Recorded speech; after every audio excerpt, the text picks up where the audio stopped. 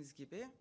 Ama eylem planı açıklandığı saatlerde küçük ortakta eylem halindeydi aslında. Başka bir salonda kapatma korosu ve terörü lafları yine yükseldi. Gürültü çıkarmaya devam ediyordu. Yine partisinin grup başkan vekili Cahit Özkan da kendisini ya Yargıtay Başsavcısı ya da AYM Başkanı sanarak partimizle ilgili ileri geri konuştu ve HDP hukuken kapanacaktır dedi.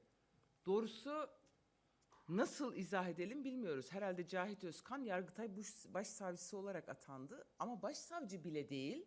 Başsavcı sadece talep eder, AYM karar verir ya da kendisi bilmediğimiz gizli yeni AYM üyesidir. Bunu da kamuoyunun takdirini sunuyoruz. Evet, mevcut rejim bir salonda ezeriz, yıkarız, geçeriz diye konuşurken bir başka salonda insan hakları hikayesi anlatıyor. Çerçi gibi hem faşizm satarım, hem popülizm satarım, hem de biraz demokrasi satarım diyor aslında. Aynı gün belediye basıp halkın iradesini gasp ediyor.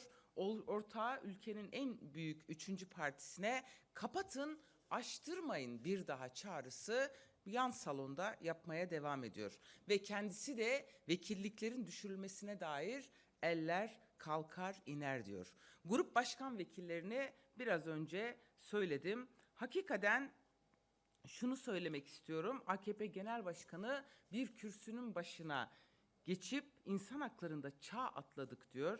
Sanki paralel evrenler belgeseli. Bunu da kamuoyunun takdirine sunuyorum.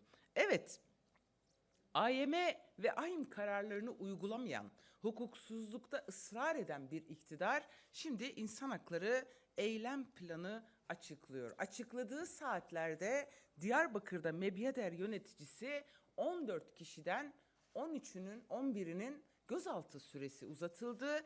2 tane kadın, anne, biri 71 yaşında Hatun Aslan tutuklandı. 79 yaşındaki Meryem Soylu da tutuklandı. Aynı saatlerde bunlar cereyan ediyor. Peki bu durum 11 ilkeden acaba hangisine giriyor? Bunu eylem planını açıklayanlar biliyor mu? Buradan soruyoruz. HDP'de bulunan Karaçoban beldemizde yine belediyesine kayyum atanıyor. Eş başkanımız gözaltına alınıyor ve belediye basılıyor.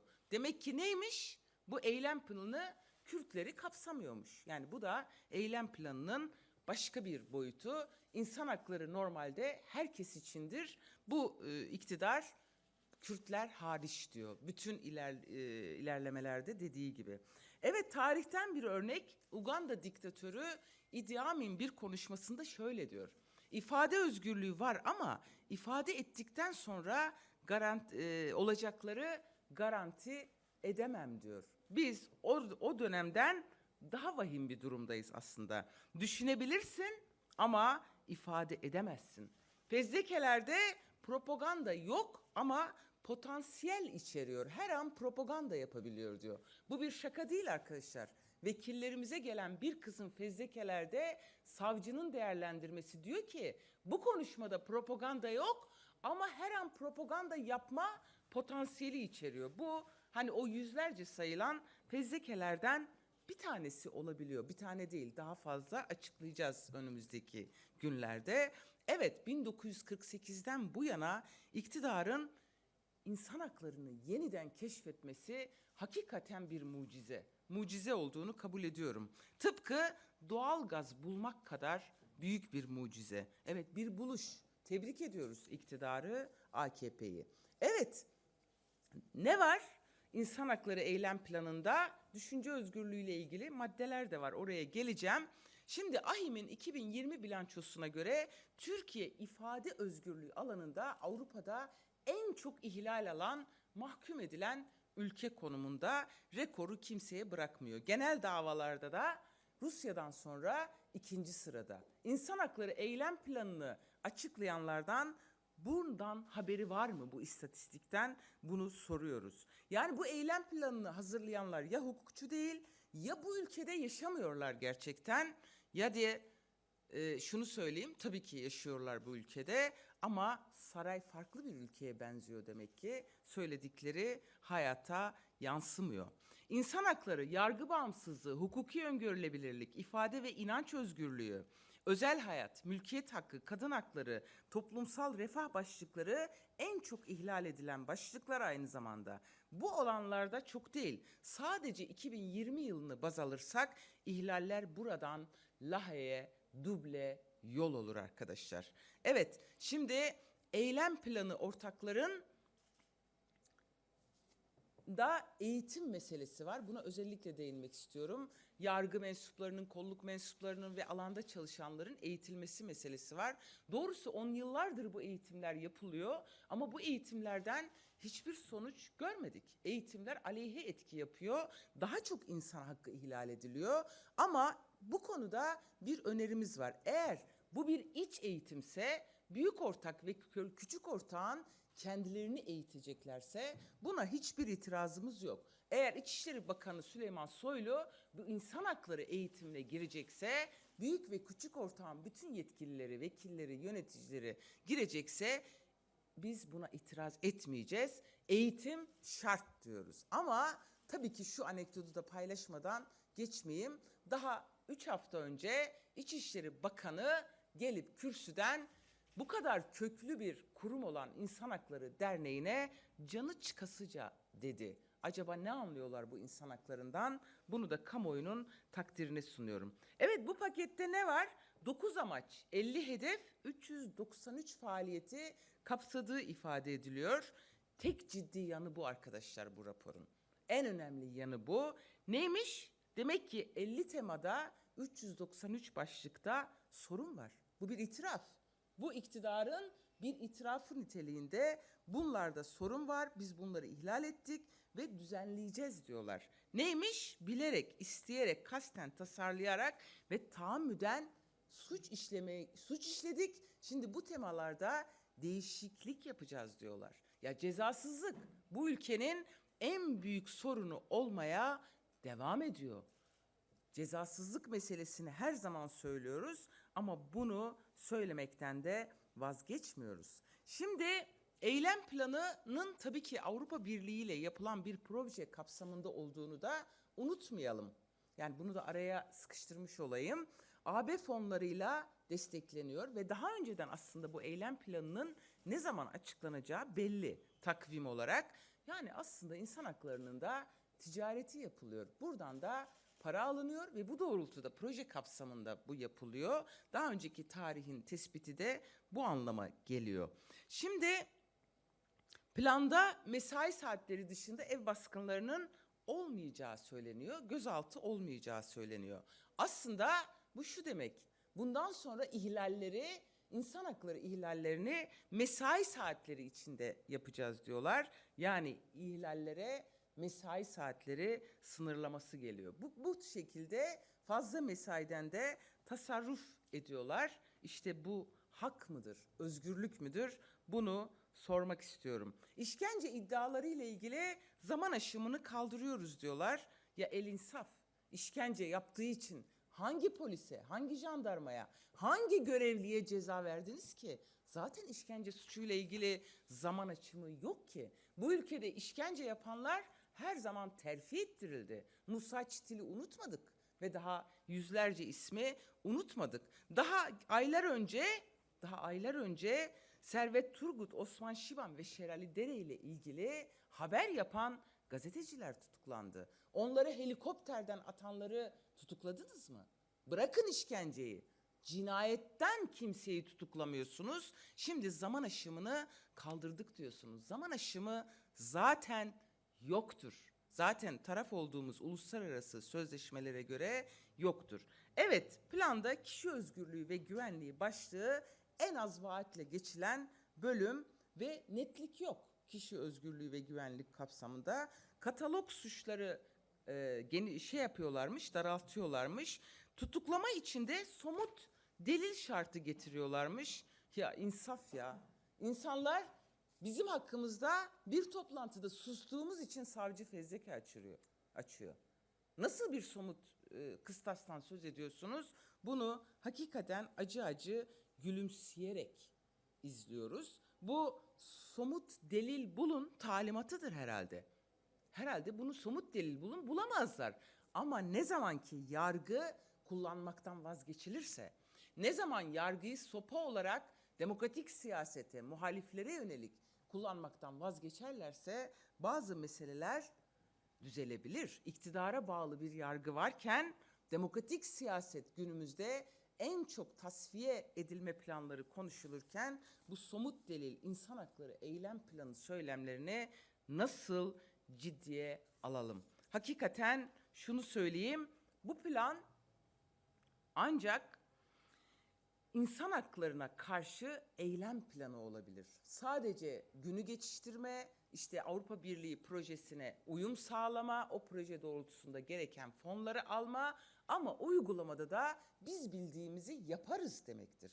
Çünkü biz bunu yaşıyoruz. Biz bunu okumuyoruz onlar gibi, yazmıyoruz. Yaşıyoruz ve yaşadıklarımızı anlatıyoruz. Diğer bir mesele pandemi meselesi. Evet, normalleşme adımları açıklandı. Bir harita açıklandı. Renkler hala tartışma konusu. Hangi renk ne anlama geliyor? Hala tartışma var. Ama şeffaf olmayan bir yılı geçirmemize 10 gün kaldı ve Milli Sağlık Bakanlığı ile görünmezlik iksiri içen Milli Eğitim Bakanlığı bir yıla damgalarını vurdular. Sağlık Bakanı'nın yaptığı en önemli iş hava raporu sunar gibi her gün ölüm sayılarını turkuaz tabloda açıklıyor. İnsanlara ölüm sayılarını açıklıyor. Evet, ne yaptılar? Bu şeffaf olmayan yönetimde belki bazı şeyleri başardılar ama hastalardan hastalıklarını gizleyemediler. Ölenlerin ailelerinden ölümleri gizleyemediler. Evet, bu konuda çok ciddi bir sıkıntı olduğunu ve toplumun ciddi itirazları olduğunu da belirtmek istiyorum. Aşıyı da yönetemediler, verileri açıklamayı da yönetemediler. Şimdi gelmişler normalleşme adımları atıyorlar. Buna da kimse itibar etmiyor doğrusu. Evet, bir yıldır insan sağlığı korunmadı aslında. AKP iktidarının politikasında toplum esas değil, sağlık sistemlerini korumaya çalıştılar. Bunu da satır aralarında sıklıkla gördük. Şehir hastanelerini iyi korudular gerçekten. Müteahhitler korundu yine. Halk değil. Dolu dolu yataklar varken, halk yatak bulamazken şimdi başka bir hikaye anlatıyorlar ama kimse inanmıyor. Bu haritaları da ne okuyoruz demek? Birkaç cümleyle onu da söyleyeyim. Biz nasıl okuyoruz haritaları? Her şeyden önce şunu söyleyeyim. Mavi kayıt dışı demek. Mavi harita. Biliyorsunuz Uşak ve Kürt dilleri genel hepsi maviydi. Uşak'ı bilmiyorum. Gittim ama son dönemlerde gitmedim. Ama Diyarbakır, Mardin, Siirt, Şırnak, diğer bölge illerine sıklıkla gittiğim için oradaki tabloyu gayet iyi biliyorum. Size bir bilgi vereceğim. Hangi iller yüksek risk ve daha az riskli bölgeler, iller? Giresun, Niğde, Zonguldak, Ardahan, Bolu, Rize, Konya, Tokat, Ordu, Trabzon, Sakarya, Balıkesir, Adıyaman, turuncu olarak kırmızı ve yüksek risk, yani turuncu ve yüksek risk olarak olan bölgeler. Neymiş? Bu illerin ortak özelliği ne biliyor musunuz? AKP'nin kongre yaptığı iller. Hepsine Erdoğan gitmiş. AKP'nin kongre yaptığı bütün illerde vatandaş ölümle burun buruna, hastalıkla burun buruna. Hani o lebalep kongre yapıyorlardı ya, işte sonuçlarını halk yaşamıyla ödeyecek, bedelini şu anda ödüyor. Bir de şöyle dikkat çekici noktalar var. Örneğin Balıkesir'in etrafı sarı, kendisi kırmızı. Neden? Çünkü Balıkesir'de kongre yapılmış. Sakarya'nın aynı durumda. Etrafı sarı, kendisi kırmızı. Adıyaman, etrafı mavi, hepsi. Adıyaman'a da Erdoğan gittiği için orası da kırmızı oluvermiş. Evet, kongre yaparak lebalep halkın sağlığını hiçe saydınız. Ve bunu hiç kimse unutmasın, bu da tarihe not olarak düştü. Bölge illerinde ki mavinin sebebi de şu arkadaşlar, birkaç cümleyle söyleyeyim. Bir, Bir kere kayıt tutulmuyor. Kayıt yok. İki, hastaların ölmesi halinde korona diye tespit edilmiyor. Üç, test yapılmıyor arkadaşlar. Test yapılmadan nasıl öğrensin insanlar hasta olduklarını? Böylece kayıt dışı kalıyorlar ve sürü bağışıklığı uygulandı. Mesela Diyarbakır'da bir evim var, orayı biliyorum. Doktorlarla, tabip odalarıyla görüştüm. Test yapılmadığı için hastalar hastalıklarını atladıklarını bile sonradan öğreniyorlar. Ya da başka tomografiyle, benzeri teşhis yöntemleriyle. Aşıda da biliyorsunuz haritada en son sırada çıktı. Ne demekmiş? Mavi bölgeler aslında sürü bağışıklığıyla test yapılmayan hastalıkların tespit edilmediği bir bölge olarak maviye boyanmış. Bununla ilgili epeyce espriler döndü ama işin ciddi boyutu budur arkadaşlar. Ekonomi gündemi yakıcılığını koruyor tabii ki. TÜİK büyüme verilerini açıkladı. TÜİK'e göre 2020 yılında Türkiye 1,8 büyümüş. 2020'nin son çeyreğinde ise büyüme %5,9 oldu. Şimdi pandemi döneminde kendileri ve beşli çeteleri için bütçeyi harcayan bir iktidar var karşımızda. Örtülü ödenekte harcanmaya devam etti. Ama esnafa, işçiye, emekçiye hiçbir destek yok. Kısıtlamayı kaldırdık diyorlar. Peki esnaf nasıl çalışsın? Sıfırı tüketti. Esnaf sıfırın dibinde. Çay ve şeker alabilecek mi? Lokanta, un, yağ, işte et alabilecek mi ki açsın? Bir kere buraya acil bir esnaf ve işletmeler için acil bir mali destek eylem planının açıklaması gerekiyor. Evet, küçülen aslında bu dönemde Türkiye halklarının kesesi ve sepeti oldu. Türkiye Ziraat Odaları Birliği rakamlarına göre Şubat ayında marketteki 42 üründen 29'unun fiyatı arttı. Markete giden vatandaşın sepeti küçüldü. Pandemi kısıtlamaları kısmi olarak kaldırıldı ama esnafın borcu kapanmadı, daha da küçüldü esnaflar ve erimeye devam ediyorlar. Doğalgaza ilk 3 ayda %3 zam yapıldı, evdeki petek küçüldü. Evet, Türk lirası değer kaybetti ve esnaf küçülmeye devam ediyor. Markete gidenin sepeti, fatura ödeyenin kesesi küçülmeye devam ediyor. Büyüyen ise sarayın koruma ordusu oluyor. Kendisini milletin lideri olarak lanse eden Erdoğan halktan korkuyor, koruma sayısını arttırıyor. Koruma Daire Başkanlığı'na 2020 yılında 263 milyon TL aktardığını da paylaşmak isterim. Evet, betonun iktidarı AKP ve MHP müteahhit gördüğünde ya aklına ne geliyor? Ya ihale vermek, ya vergisini affetmek ya da borçlarını üstlenmek geliyor. Siftah yapamayan esnaf isyanını duyunca ise abartı diyor. İşsiz gençlere iş beğendiremediğini iddia ediyor.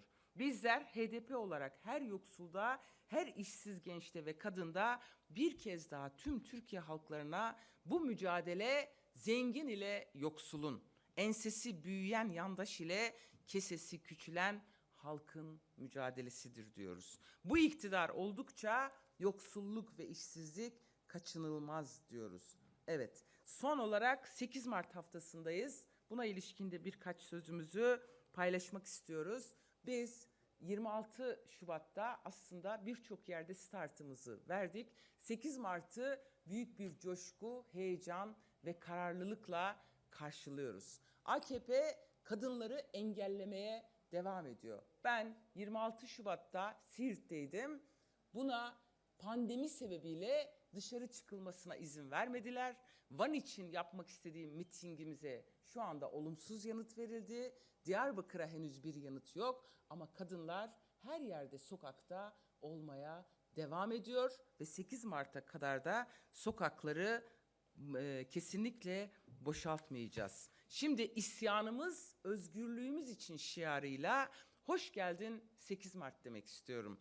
Coşkumuzu, heyecanımızı, zılgıtlarımızı, halaylarımızı her yere taşıyacağız. Erkek adalet değil, gerçek adalet diyeceğiz. Kadınlar için de adalet sloganlarımızı her yerde söylemeye devam edeceğiz. ve Türkiye'nin her tarafını mora boyayacağız. İsyanımız, özgürlüğümüz için diyorum. Tabii kadın gündemi gelince bizim eş genel başkanımız sevgili Pervin Buldan'a yönelik ırkçı, cinsiyetçi, aşağılık saldırıyı da söylemeden geçemeyeceğim.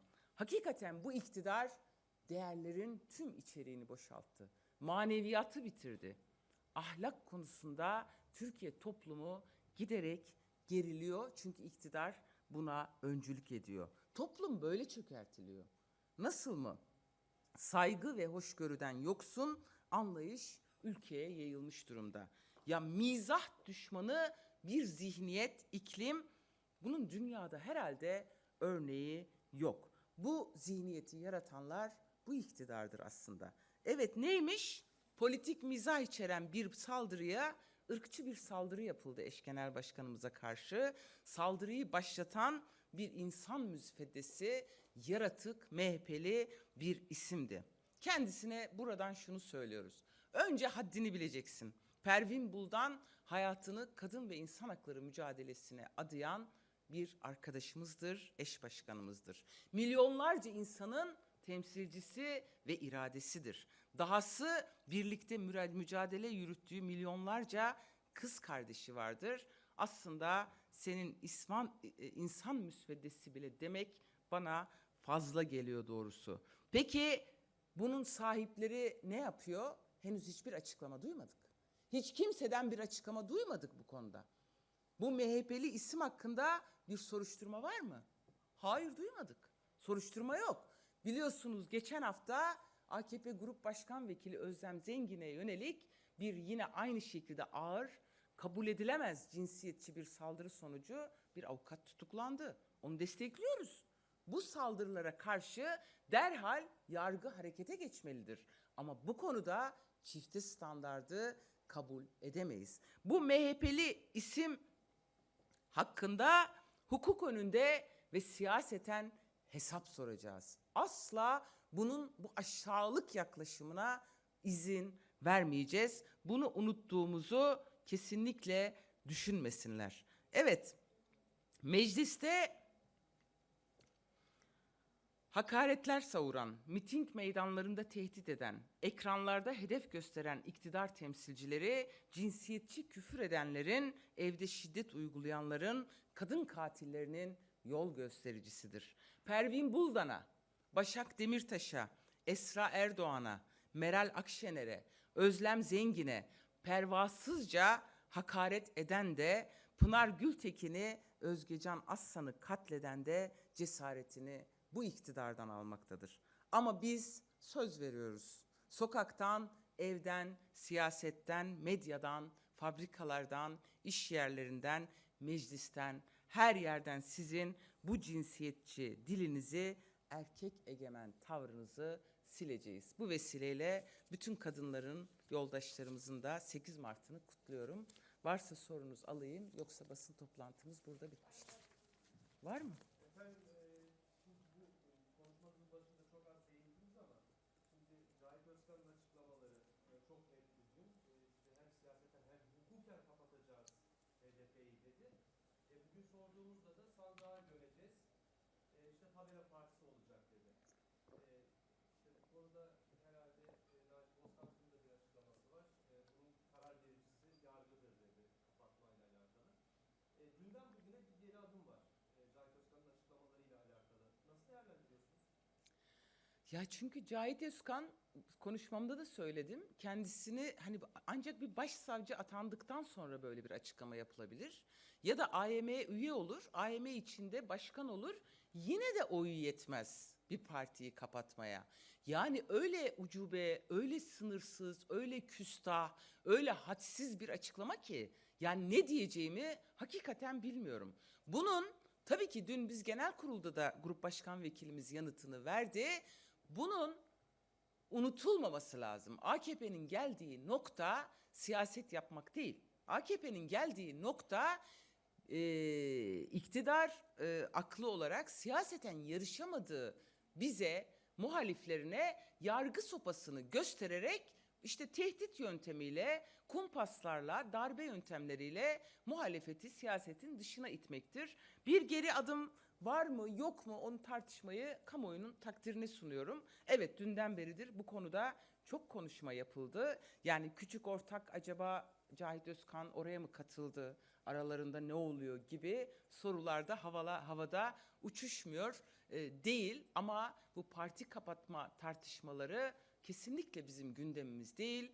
Bizim gündemimiz kadın cinayetleridir. Bizim gündemimiz işsizliktir, yoksulluktur, ayrımcılıktır, haksız gözaltıdır, haksız tutuklamalardır. Yani Türkiye'nin sorunlarıdır. Siyaseten kendilerini ifade edemeyenler, bu halka verecek bir yanıtı olmayanlar, hikayesini bitirenler böyle kapatma tartışmalarıyla kendilerini oyalıyorlar. Teşekkür ediyorum. Efendim fezlekelerle ilgili siz kısa süre içinde açıklayacağız dediniz Hı hı. biraz önce konuşmanızda. Nasıl bir program yapacaksınız? Bu fezlekelerle ilgili başlayan tartışma için ne dersiniz? Ya açıkçası fezlekelerin önemli bir bölümünü biliyorum. Yani bu hani sürekli bir hukuk tartışması diye söyleyenler var ya, ortaya söylüyorum bunu. Bu bir hukuk tartışması değil. Bu bir siyasi tartışma. HDP'li vekiller, bizler suç makinesi değiliz arkadaşlar. Bizler de diğer milletvekilleri gibi miting yapıyoruz, halkla buluşuyoruz, meclise geliyoruz, esnaf ziyaret ediyoruz, odalarla görüşüyoruz, kurumlarla görüşüyoruz. Halka HDP'yi anlatıyoruz. Peki neden sadece bizlere fezleke geliyor? Çünkü yargıya bir talimat var. HDP'li vekiller ne yaparsa yapsın hepsine fezleke açın. Bizim fezlekelerin tamamı, altını çizerek söylüyorum, tamamı sözdür arkadaşlar. Düşünceyi açıklamaktır yani. İfade özgürlüğüdür. Biz susarak nasıl siyaset yapalım? Susarak kendimizi Türkiye halklarına nasıl anlatalım? Yani o ne diyorlar? Onun bir pandomim dedikleri. Acaba vücut diliyle mi anlatsak?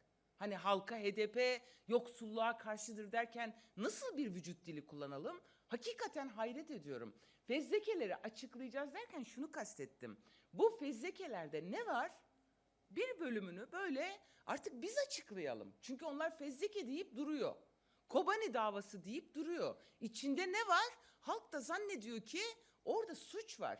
Yani dün genel kurulda da söyledim. Hakikaten şu anda belirli TV kanalları, yandaş kanalları büyük tarih önünde hem ahlaken hem hukuken hem siyaseten çok büyük bir suç işliyorlar.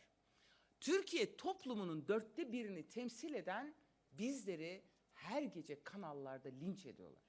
Hakaret ediyorlar, aşağılıyorlar, cevap hakkı yok. Bizim seçmenimizdir burada hedef. Burada HDP'yi bu siyasetin dışına çıkarmaya çalışıyorlar. Size bir tane fezleke örneği vereyim. Benim fezlekemden hem de bu büyütülen Kobani davası fezlekesinden mecliste yaptığım basın toplantıları fezlekede suç. Sadece bir tane söylemiş olayım.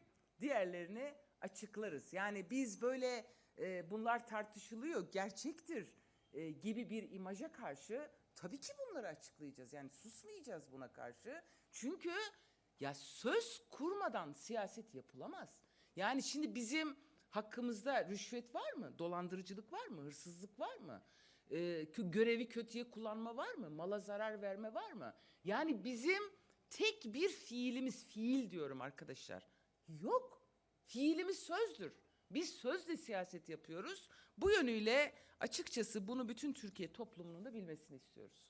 Hem son olarak Cumhurbaşkanlığı hükümet sistemiyle birlikte son 2 yılda 5 TÜİK başkanı değişti. Son TÜİK başkanı da hasareten atandı. Siz bu hem TÜİK zaten çok tartışmalı bir veri açıklıyor. Herkes tartışıyor bunu da. Bu başkan değişiklikleriyle alakalı değerlendirme. Vallahi rakamları değiştiremiyorlar, başkanları değiştiriyorlar. Ne diyeyim? Yani ısmarlama rakamlar veriyorlar. TÜİK başkanları açıklıyor. Gerçekle uyuşmuyor. Yani bizim AKP iktidarına önerimiz nacizane ve iyi niyetli bir önerimiz var. TÜİK rakamlarının düzeltilmesi için bir politikaya ihtiyaç var. Bir ekonomi politikasına ihtiyaç var. Yoksa zavallı, tırnak içinde tabii kimseye hakaret etmek istemiyorum asla, TÜİK başkanlarını değiştirerek rakamlar değişmiyor. O gerçek olmayan rakamlar açıklanınca da gerçek olmadığı 3-5 dakika sonra hemen deşifre oluyor zaten. Bu yönüyle bu politikadan vazgeçmelerini öneririm nacizane. Yok herhalde başka arkadaşlar. Teşekkür ediyorum.